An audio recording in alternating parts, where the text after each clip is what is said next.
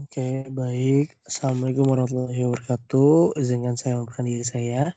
Nama saya Muhammad Rizky Putrawan dengan NIM 2022-11-006.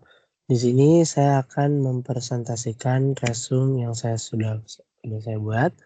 Jadi yang pertama itu ada operasionalisasi dan kaitannya dengan manajemen teknik, yang dimana operasionalisasi merupakan sebuah proses mendetail langkah-langkah strategis menjadi kegiatan nyata yang dapat diimplementasikan untuk mencapai tujuan organisasi. Dalam konteks manajemen teknik, operasionalisasi mencakup pola sumber daya manusia, material, teknologi, dan waktu untuk mencapai efisiensi yang maksimal dalam proyek-proyek teknik. Di sini ada penerapan dalam perusahaan yayasan ataupun negara. Dalam perusahaan di sini saya mengambil contoh Toyota yang dimana menggunakan metode lean manufacturing untuk mengurangi pemborosan dan meningkatkan efisiensi produksi. Yang kedua selanjutnya sistem ini mencakup konsep just in time yang dimana dapat memastikan material tiba waktu untuk proses produksi sehingga mengurangi biaya penyimpanan. Lalu di sini ada dalam yayasan Susi yang menggunakan sistem logistik berbasis teknologi untuk mendistribusikan kebutuhan kemanusiaan secara efisien. Mereka memanfaatkan data secara real time, menentukan kebutuhan dari lokasi dan lokasi distribusi bantuan. Pemerintah negara mengimplementasikan sistem elektronik pajak berbasis digital melalui e-filing untuk meningkatkan kepatuhan wajib pajak dan mengurangi resiko korupsi.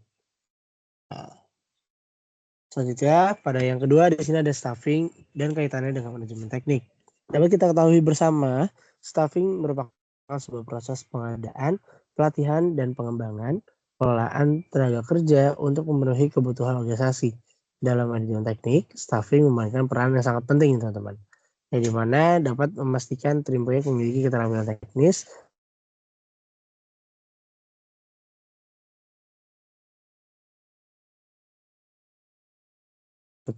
pelatihan, penilaian kinerja, dan pengembangan karir. Lalu di sini ada penerapan perusahaan, yayasan ataupun negara.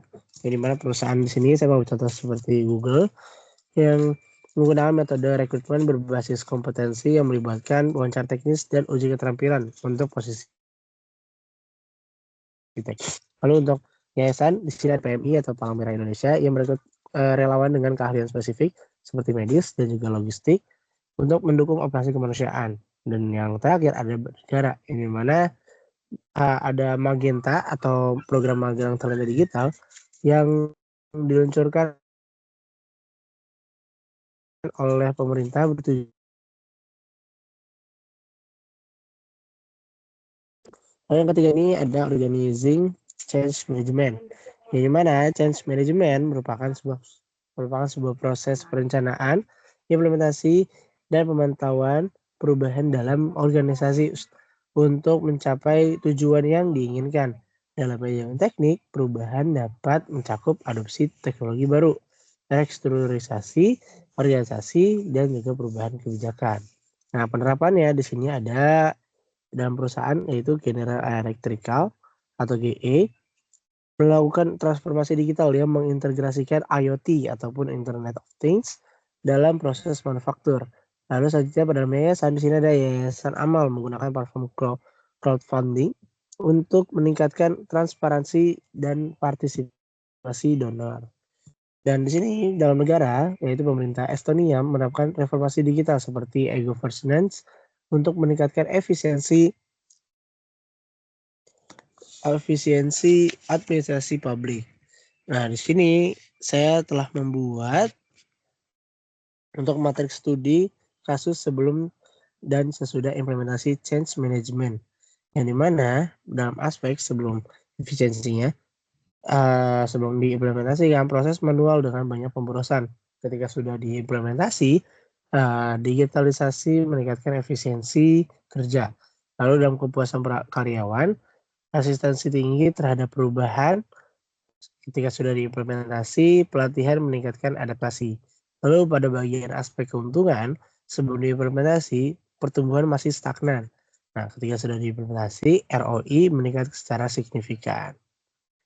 Itu teman-teman. Jadi untuk nomor 5, kalau pembahasan selanjutnya di sini saya akan membahas seputar kasus kendali komunikasi dan manajemen. Ini mana komunikasi adalah elemen sangat penting dalam manajemen untuk memastikan koordinasi yang baik antar tim dan pencapaian tujuan proyek. Nah, sistem kendali yang mencakup perencanaan, pemantauan, dan evaluasi kerja. Oke, selanjutnya di sini terdapat ada beberapa status.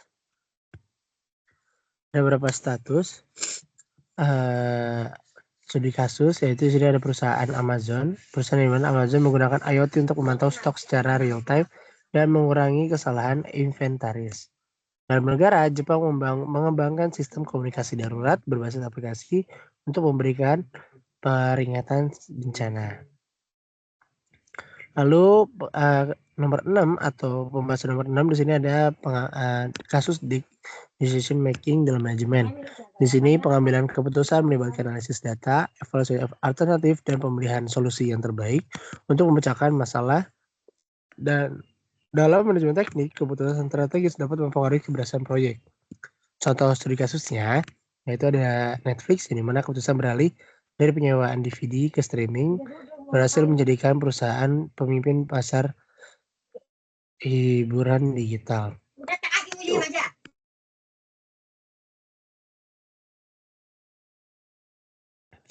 Lalu selanjutnya di sini ada kasus strategik dalam manajemen dan pengembangan dalam dunia industri. Lalu penyelesaian manajemen strategis melibatkan perencanaan jangka panjang untuk mencapai keunggulan yang kompetitif. Contohnya di Cirque du Soleil, strategi Blue Ocean menciptakan pasar baru dalam industri hiburan dengan menggabungkan seni teater dan juga sirkus.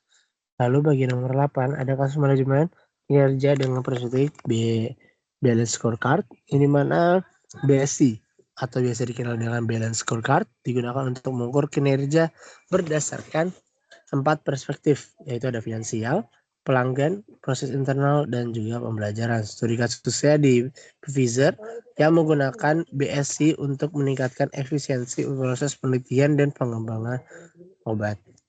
Lalu nomor 9 di sini ada kasus manajemen operasi, di mana terdapat ada Apple yang mengoptimalisasi rantai pasok yang memungkinkan mereka memproduksi perangkat yang berkualitas tinggi